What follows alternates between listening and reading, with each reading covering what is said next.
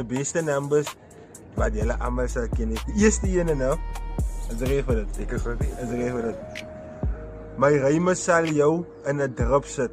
Ek sê, jak Permy, my drups in.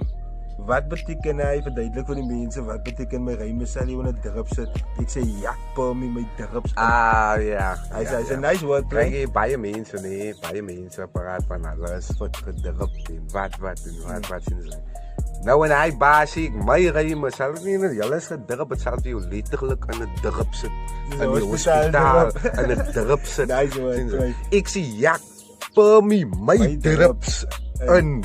En jak, ek was soos die mense sê, ek jak gevaarlik.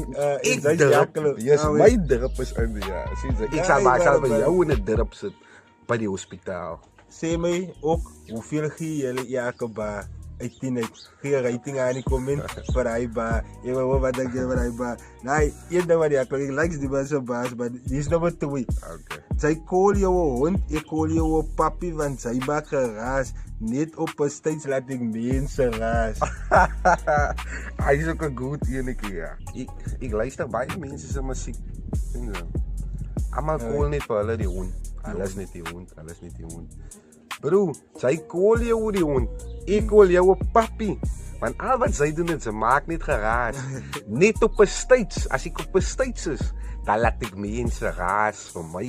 Ja, so sy maak geraas, maar die mense raas vir jou. Ja, sy maak net 'n maak hy papi raas. En as 'n papi is hy kleiner as dit. Yes. Die papi is mos 'n baby man. Wait, nee, ek fok vir hy ene. Julle moet ook kyk comment wat se song kom my ba vanaf en gee my rating vir hy ba, wat dink julle van hy ene?